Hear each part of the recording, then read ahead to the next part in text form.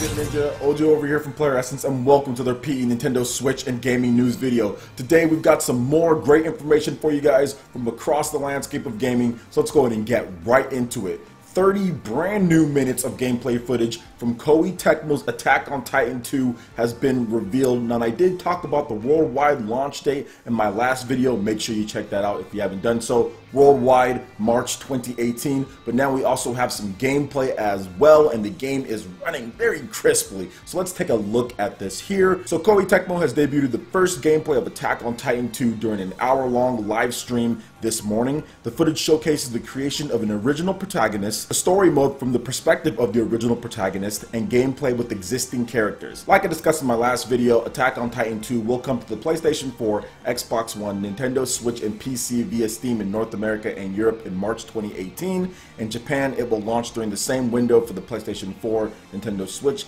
PS Vita, and PC via Steam. And I've been watching a lot of this footage. It was an hour-long plus live stream, but there was talking and all sorts of other stuff. But then it got into the gameplay, and I have to say, I can already tell of the improvements that they've made to the system when it comes to subjugating the Titans, and when it comes to the controls. You can kind of just see it because there's less like erratic movement going on. It seems a lot more precise and detailed, and I love the fact that they're having the original protagonist put into the game. I think that creates a dynamic that you kind of don't see a lot, because usually you're using like one of the characters from one of these anime games, but when you add that original character in, it kind of gives you more freedom and flexibility to play around with the story and what you can do. Plus, it can create more content for you to use in there, because not only do you have your own original character, but then you can also use the characters from the game. Dragon Ball Xenoverse 2 does a really good job of that as well on the Nintendo Switch. So one of the things that I also liked from this gameplay is kind of just the scope of the game. As you can see, you're kind of blasting off, you're slashing up the Titans, you're kind of going everywhere, and the first game had that,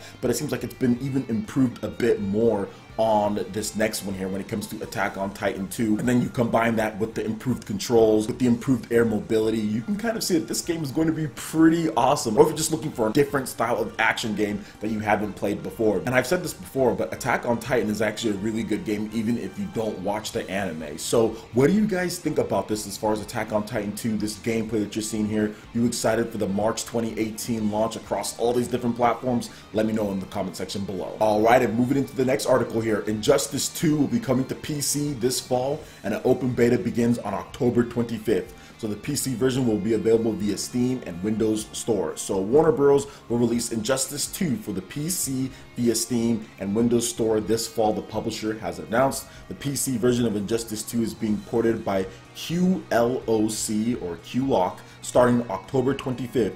Users will be able to participate in an open beta through Steam. Here's a brief overview of the game via Warner Bros. Developed by the award-winning NetherRealm Studios, Injustice 2 features a massive roster of DC superheroes and supervillains, and allows players to build and power up the ultimate version of their favorite DC characters.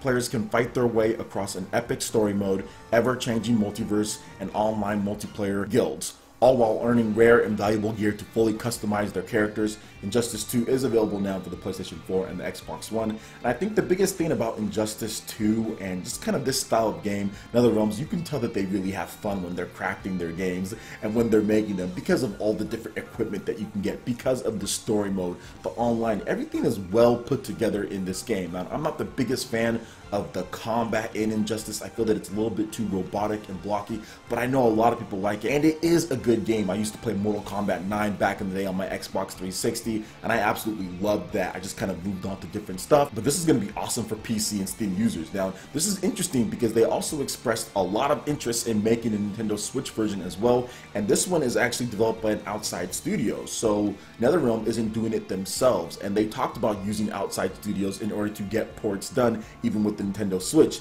As you can see here, this one's developed by QLOC, so maybe they do a Nintendo Switch version after they do a PC version. I think that might be something that could be in the works here, because it's done by an outside studio. So what do you guys think about this, and would you want Injustice on PC? Are you guys going to be picking that one up?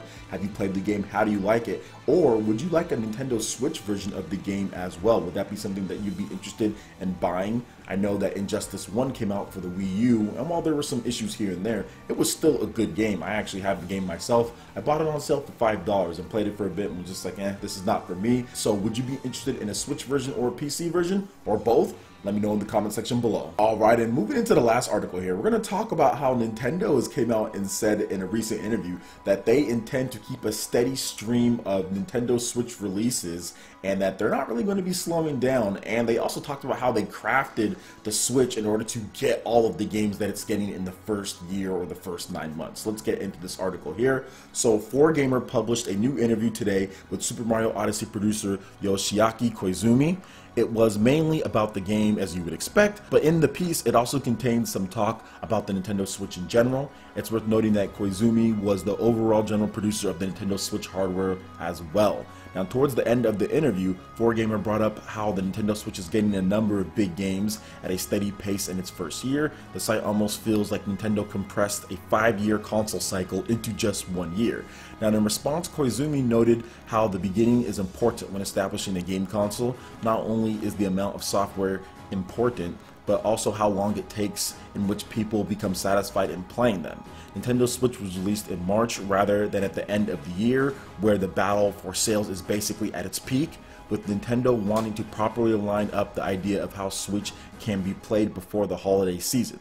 Now, Koizumi also went on to talk about how Nintendo's various games hit on different points. For The Legend of Zelda Breath of the Wild, Nintendo wanted people to feel the surprise of the Switch letting you take a home console quality game on the go. 1-2 Switch was made for explaining the Joy-Con, and Mario Kart 8 Deluxe is to let people experience the idea of sharing controllers. Then Splatoon 2 is to convey the fun of local multiplayer, and ARMS is a way to show that Nintendo is creating new IPs. The company also calculated the timing to release Super Mario Odyssey, and Xenoblade Chronicles 2 is being prepared for those who want a full-fledged RPG. Koizumi did note that how it was really hectic to make these titles just fit right into the schedule. 4Gamer pointed out how this was the timing becomes very important because each title has its own role, to which Koizumi agreed with. 4Gamer closed out the section of the discussion by bringing up some concerns that Nintendo won't be able to maintain its strong pace of software since so many mainstay games were brought out this year. However, Koizumi said that things are being constructed in a way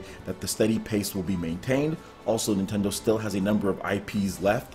Koizumi added that there should be many third parties that will look into ways of using the console as well, so there is that to look forward to in the future. So let's talk about this just a bit, because we've seen videos from some people out there saying that Nintendo won't have games for 2018 because they haven't announced a lot of first-party games, and third-party developers have not announced a lot of games for 2018 as well. But anyone who studies Nintendo, or anyone who knows Nintendo, or anyone who just decides to just do a little bit of research will know that that's definitely not the case as far as that happening. Nintendo will have multiple surprise announcements for 2018. They'll have multiple games that will be revealed and released in 2018. All you have to do is look at 2017, because pretty much every single game that came out this year for the Nintendo Switch was announced this year for the Nintendo Switch. So that's the thing that people need to understand, and new games are being revealed each and every single day. Every single time you hear someone say, oh, well, we don't know about this, or there's this many games so far being announced, there are new games being announced literally every single day almost for the Nintendo Switch. Nintendo's going to do the exact same thing when it comes to their own first-party software. Yeah, we only know about a few different titles at this point. Yoshi, Kirby, Fire Emblem, Pokemon, Metroid, a few other titles here and there, but there will be a lot of other games that Nintendo just kind of says, hey, we also have this and it's launching this year, or hey, we also have this and it's launching this year. And there's also the collaborations as well. I think that's also going to play a big part in 2018. Nintendo's going to seek out Koei Tecmo, going to seek out some of these other Japanese developers. Project Octopath is one of those with Square Enix, and they're going to get more games lined up for 2018, and I think that Nintendo could potentially even have a bigger 2018 than 2017 if all things work out the way that I think that it might. Now, moving on to what he said about lining up the releases, this is large-scale logistics. Nintendo's first year or first 9 months to market was absolutely crucial and incredible, considering